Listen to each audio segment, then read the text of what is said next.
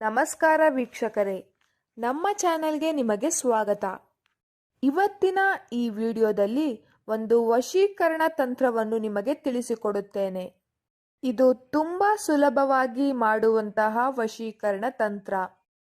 ಕೇವಲ ಒಂದು ಪೇಪರ್ ಅಲ್ಲಿ ಒಂದು ಮಂತ್ರವನ್ನು ಬರೆದು ನೀವು ಇಷ್ಟಪಟ್ಟವರನ್ನು ನಿಮ್ಮ ವಶ ಮಾಡಿಕೊಳ್ಳಬಹುದು.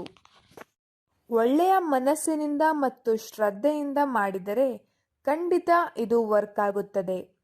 ಆದ್ದರಿಂದ ಒಂದು ಒಳ್ಳೆಯ ಮನಸ್ಸು ಮತ್ತು ಶ್ರದ್ಧೆಯಿಂದ ಈ ತಂತ್ರವನ್ನು ಮಾಡಬೇಕು ವೀಕ್ಷಕರೇ. ಈ ತಂತ್ರದಿಂದ ನೀವು ಯಾರನ್ನು ಬೇಕಾದರೂ ನಿಮ್ಮ ವಶ ಮಾಡಿಕೊಳ್ಳಬಹುದು. ಸ್ತ್ರೀಯಾಗಿರಬಹುದು ಅಥವಾ ಪುರುಷನಾಗಿರಬಹುದು. ನೀವು ಇಷ್ಟಪಟ್ಟವರನ್ನು ನಿಮ್ಮ ವಶ ಮಾಡಿಕೊಳ್ಳಬಹುದು.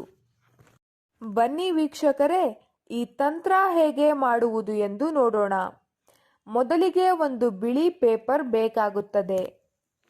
ಆ ಬಿಳಿಯ ಹಾಳೆಯ ಮೇಲೆ ಒಂದು ಯಂತ್ರವನ್ನ ಬರೆಯಬೇಕು. ಆ ಯಂತ್ರ ಹೇಗೆ ಬರೆಯುವುದು ಎಂದು ವಿಡಿಯೋದಲ್ಲಿ ನೋಡಿ ವೀಕ್ಷಕರೇ. ಮೊದಲಿಗೆ ಒಂದು ವೃತ್ತವನ್ನು ಬರೆದುಕೊಳ್ಳಬೇಕು. ಆ ವೃತ್ತದ ಒಳಗೆ ಇನ್ನೊಂದು ವೃತ್ತವನ್ನು ಬರೆದುಕೊಳ್ಳಬೇಕು. ನಂತರ ಅದನ್ನು ಚಕ್ರದ ರೀತಿಯಾಗಿ ಲೈನ್ಸ್ ಅನ್ನು ಹಾಕಿಕೊಳ್ಳಬೇಕು.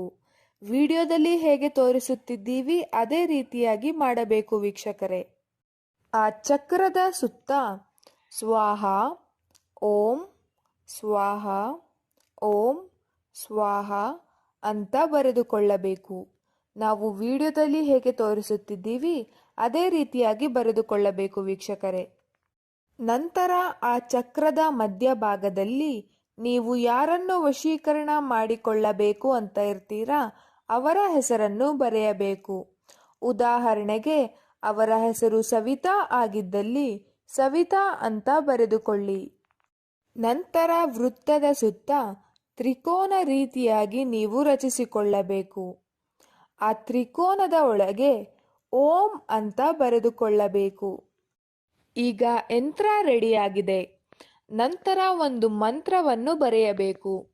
ಆ ಮಂತ್ರ ಯಾವುದು ಅಂದರೆ ಓಂ ಕಾಮದೇವಾಯ ಸರ್ವದೇವಾಯ ವಶಂ ವಶಂ ಕುರು ಕುರು ಸ್ವಾಹ. ಈಗ ಯಂತ್ರ ಮತ್ತು ಮಂತ್ರ ರೆಡಿಯಾಗಿದೆ.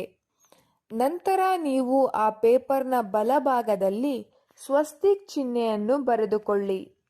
ನಂತರ ಒಂದು ವಿಳ್ಳೆದೆಲೆಯನ್ನು ತೆಗೆದುಕೊಳ್ಳಬೇಕು. ಆ ವಿಳ್ಳೆದೆಲೆಯ ಮೇಲೆ ನೀವು ಯಾರನ್ನು ವಶೀಕರಣ ಮಾಡಿಕೊಳ್ಳಬೇಕು ಅಂತ ಇರ್ತೀರಾ ಅವರ ಹೆಸರನ್ನು ಬರೆಯಬೇಕು. ಉದಾಹರಣೆಗೆ ಸವಿತಾ ಅಂತ ಬರೆದುಕೊಳ್ಳಿ. ಸವಿತಾ ಅಂತ ಬರೆದ ನಂತರ ಅದರ ಕೆಳಭಾಗದಲ್ಲಿ ಪ್ಲಸ್ ಚಿಹ್ನೆಯನ್ನು ಬರೆಯಿರಿ. ಪ್ಲಸ್ ಚಿಹ್ನೆಯನ್ನು ಬರೆದ ನಂತರ ಅದರ ಕೆಳಭಾಗದಲ್ಲಿ ನಿಮ್ಮ ಹೆಸರನ್ನು ಬರೆದುಕೊಳ್ಳಿ. ಉದಾಹರಣೆಗೆ ನಿಮ್ಮ ಹೆಸರು ಮನು ಆಗಿದ್ದಲ್ಲಿ ಮನು ಅಂತ ಬರೆದುಕೊಳ್ಳಿ. ನಂತರ ಆ ವಿಳ್ಳೆದೆಲೆಯ ಮೇಲೆ ಸ್ವಲ್ಪ ಅರಿಶಿಣ ಮತ್ತು ಸ್ವಲ್ಪ ಕುಂಕುಮವನ್ನು ಹಾಕಬೇಕು. ನಂತರ ವಿಳ್ಳೆದೆಲೆಯ ಸಮೇತ ಆ ಪೇಪರ್ ಅನ್ನು ಮಡಚಬೇಕು.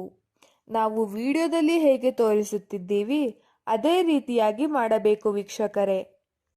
ಆ ಪೇಪರ್ ಅನ್ನು ಮಡಚಿದ ನಂತರ ಒಂದು ದಾರವನ್ನು ಬಳಸಿ ಗಟ್ಟಿಯಾಗಿ ಸುತ್ತಬೇಕು. ನಂತರ ಅದನ್ನು ನಿಮ್ಮ ಪರ್ಸ್ ಅಥವಾ ವಾಲೆಟ್ ಅಲ್ಲಿ ಇಟ್ಟುಕೊಳ್ಳಬಹುದು. ಇದನ್ನು 11 ದಿನಗಳ ಕಾಲ ನಿಮ್ಮ ಪರ್ಸ್ನಲ್ಲಿ ಇಟ್ಟುಕೊಳ್ಳಬೇಕು. 11 ದಿನದ ಒಳಗೆ ನೀವು ಇಷ್ಟಪಟ್ಟ ಸ್ತ್ರೀ ಅಥವಾ ಪುರುಷ ಅವರಾಗಿ ಅವರೇ ನಿಮ್ಮ ಬಳಿ ಬರುತ್ತಾರೆ. ಆದರೆ ವೀಕ್ಷಕರೇ, ದಯವಿಟ್ಟು ಈ ತಂತ್ರವನ್ನು ಒಳ್ಳೆಯದಕ್ಕೆ ಮಾಡಿ, ಕೆಟ್ಟದ್ದಕ್ಕೆ ಬಳಸಬೇಡಿ. ಈ ವಿಡಿಯೋ ನಿಮಗೆ ಇಷ್ಟ ಆದರೆ ಲೈಕ್ ಮಾಡಿ, ಶೇರ್ ಮಾಡಿ ಹಾಗೂ ಕಮೆಂಟ್ ಮಾಡಿ. ನೀವಿನ್ನೂ ನಮ್ಮ ಚಾನಲ್ಗೆ ಸಬ್ಸ್ಕ್ರೈಬ್ ಆಗಿಲ್ಲ ಅಂದರೆ ಈ ಕೂಡಲೇ ಸಬ್ಸ್ಕ್ರೈಬ್ ಆಗಿ. ವಿಡಿಯೋ ನೋಡಿದ್ದಕ್ಕೆ ಧನ್ಯವಾದಗಳು.